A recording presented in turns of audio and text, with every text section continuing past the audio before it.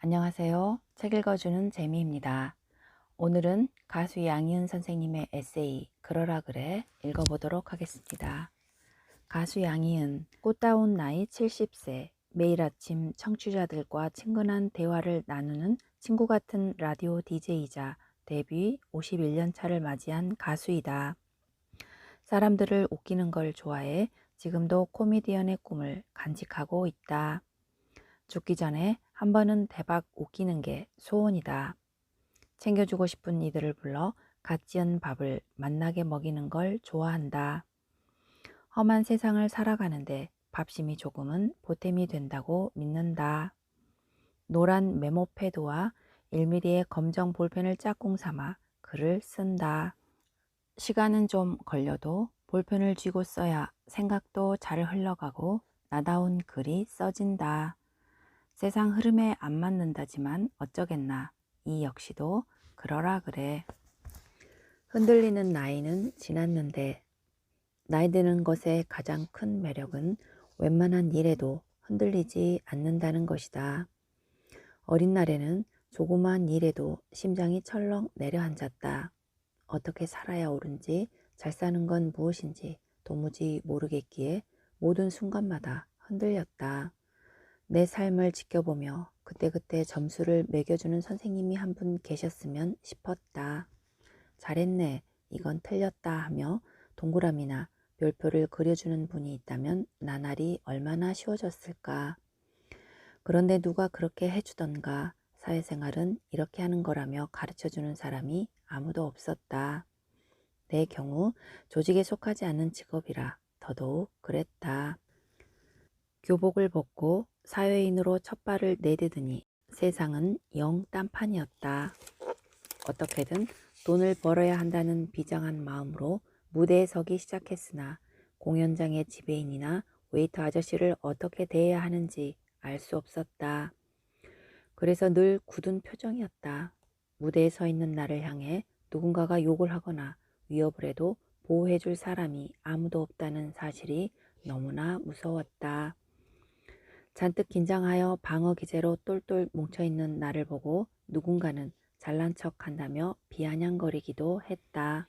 늘 긴장된 상태인데다 희망도 보이지 않았던 나의 20대, 30이 되고 싶었다.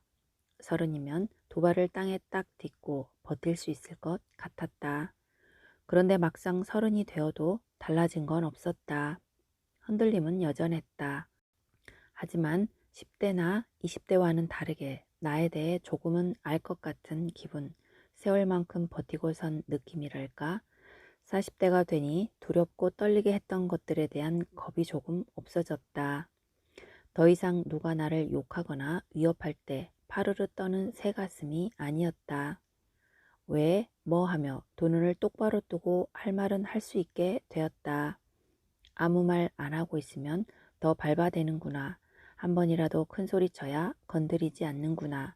혹독한 시간 덕택에 깨달을 수 있었던 것이다.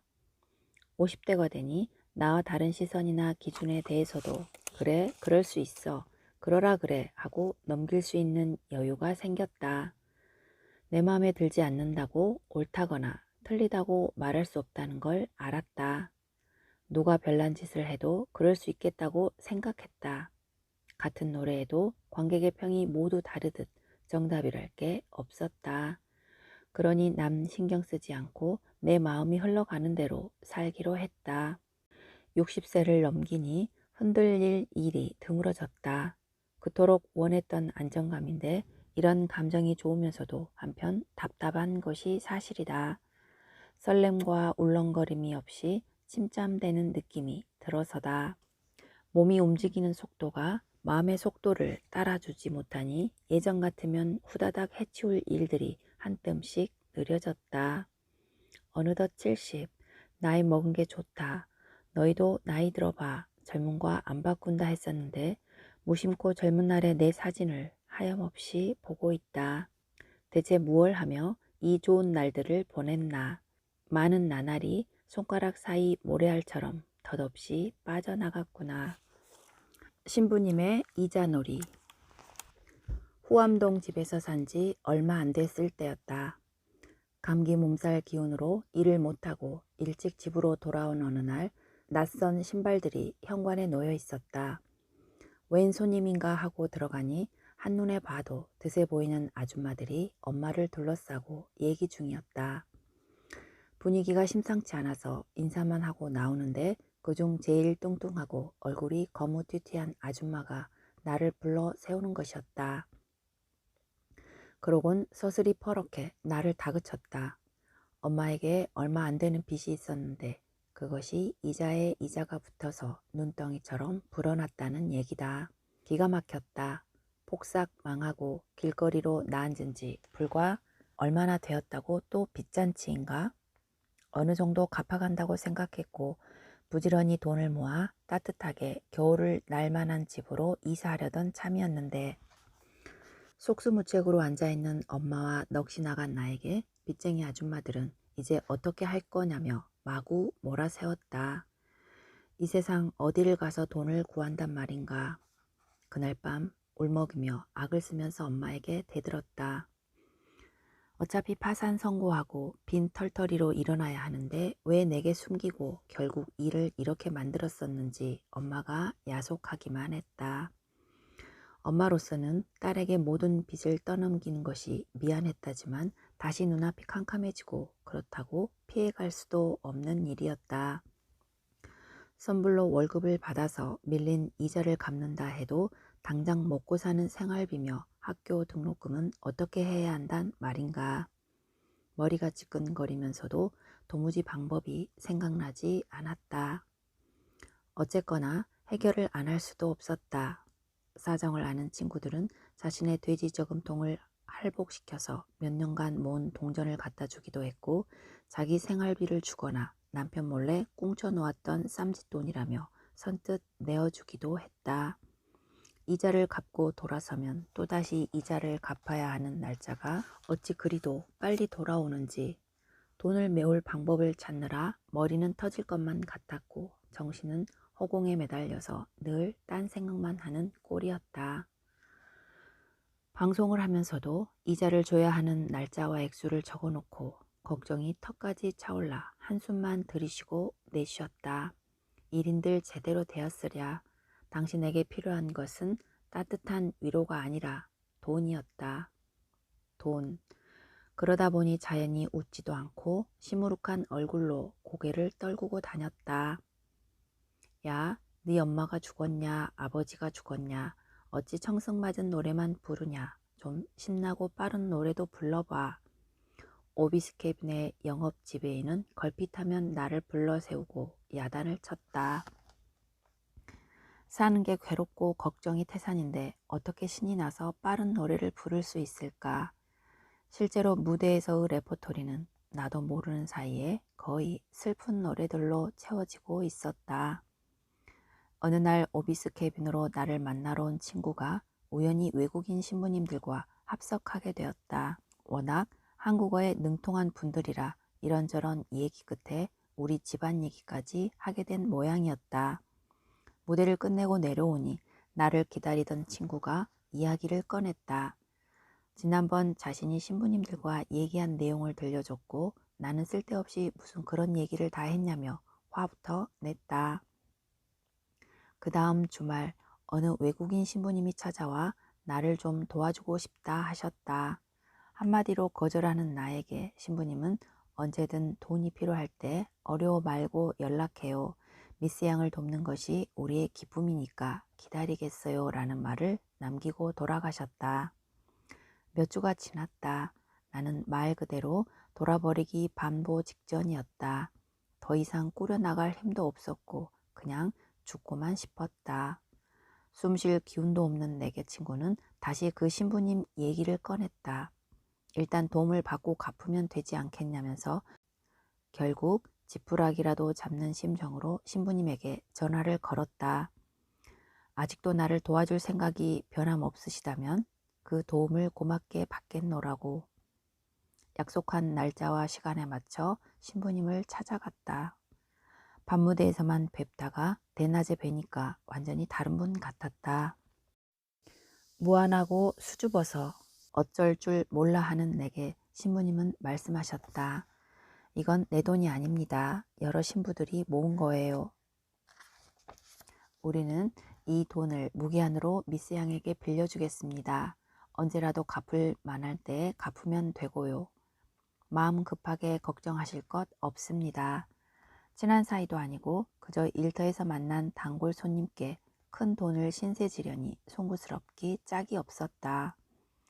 별달리 드릴 말씀도 없어서 인사를 하고 돌아서는데 갑자기 나를 불러 세우시는 거였다.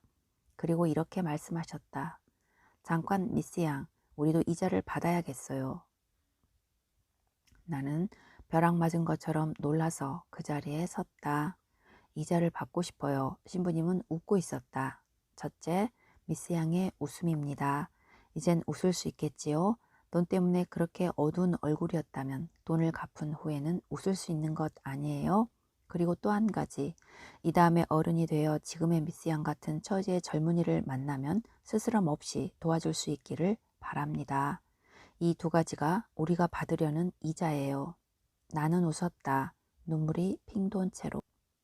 그러고 보니 당장 그 순간부터 이자를 갚아 나가는 셈이 되었다.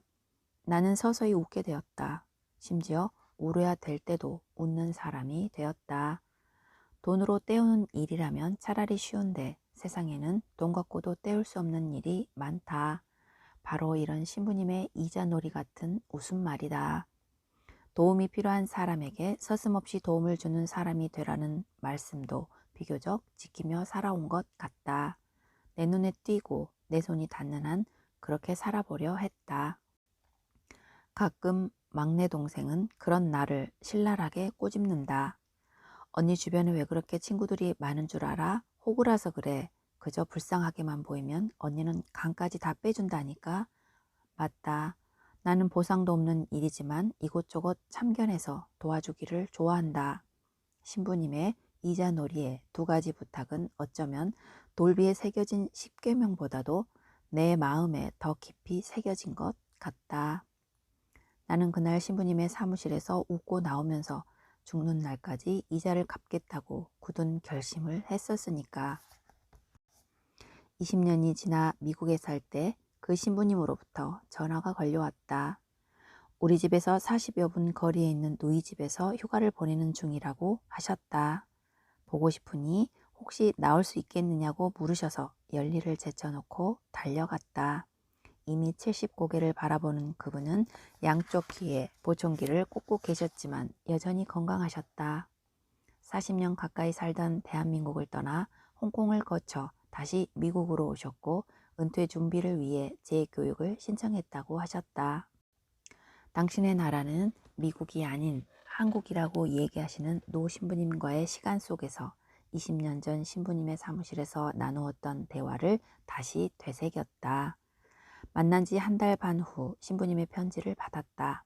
아침이슬 20주년 기념으로 만든 1991년 양희은에 실린 노래들이 좋더라는 글과 서북쪽 해안에서 새로운 노년을 시작하기 위해 공부 프로그램을 시작했다는 등의 긴 편지였다. 아참 신부님께 원금 갚은 얘기를 안 했네. 그날 신부님이 주신 돈으로 빚쟁이 아줌마들을 다 불러 모았다. 그리고 엄마가 썼던 각서를 차례로 받아내고 빚을 깨끗이 청산했다. 이자 없는 돈이 더 무섭다고 신부님이 주신 무이자 무기한의 돈은 내게 제법 큰 부담으로 남아있었다. 빚을 다 갚고 석 달 후 처음으로 계약이란 걸 했다. 신기하게도 킹 레코드사에서 받은 계약금은 신부님께 빌린 돈과 딱 맞아떨어지는 액수였다. 결국 내 목소리를 저당 잡혀 석 달 만에 신부님들이 빌려주셨던 원금을 되갚은 것이다. 하지만 신부님의 이자 놀이는 원금을 갚은 후에도 계속되는 엄청난 의무였다. 아마도 세상에서 가장 비싼 이자일 것이다. 파도 앞에 서 있다면 너무 힘든데 어떻게 살아야 할까요? 가끔 나에게 이렇게 묻는 이들이 있다. 덮쳐오는 파도를 온몸으로 맞고선 이에게 어떤 말을 해줄 수 있을까? 힘들어도 버티고 나면 또 보이는 게 있으니까. 하지만 어떤 때는 포기하지 말라는 말이 설득력 없다는 걸 안다. 살면서 힘든 날이 없기를 바랄 수는 없다. 어떻게 쉬기만 할까. 인생길 다 구불구불하고 파도가 밀려오고 집채보다 큰 해일이 덮치고 그 후 거짓말 같은 햇살과 고요가 찾아오고 그러는 거 아니겠나. 도망간다고 도망가질까? 내 힘으로 어쩌지 못해도 시간의 힘으로 버티는 거다. 세상엔 내 힘으로 도저히 해결 못하는 일도 있지 않은가. 그럴 땐 완전히 밑바닥까지 내려가 하늘을 볼 일이다. 도리가 없다. 희망도 없고 나아질 기미가 통 보이질 않아도 버티고 살아남아야 한다. 스스로 딛고 일어나기 힘들다면 자신을 붙잡아줄 누군가의 손을 꼭 잡길 바란다. 내 편을 들어줄 한 사람만 있어도 살 힘이 생긴다. 곁에서 고개 끄덕이며 얘기를 들어줄 사람, 오래 알고 지낸 사람이 아니어도 된다. 길 가다 모르는 할머니가 건네는 웃음, 사탕 하나에도 살아봐야겠다는 마음이 생기는 것이 인생이리라. 넘어졌을 때 챙겨주는 작은 손길에도 어두운 감정들은 금세 사라진다. 미련한 성격 탓에 맞서오는 파도를 피할 줄도 모르고 온몸으로 맞고 선 때도 있었다. 돌이켜보면 그래도 인생은 살아볼만 하다. 지금까지 시청해 주셔서 감사합니다.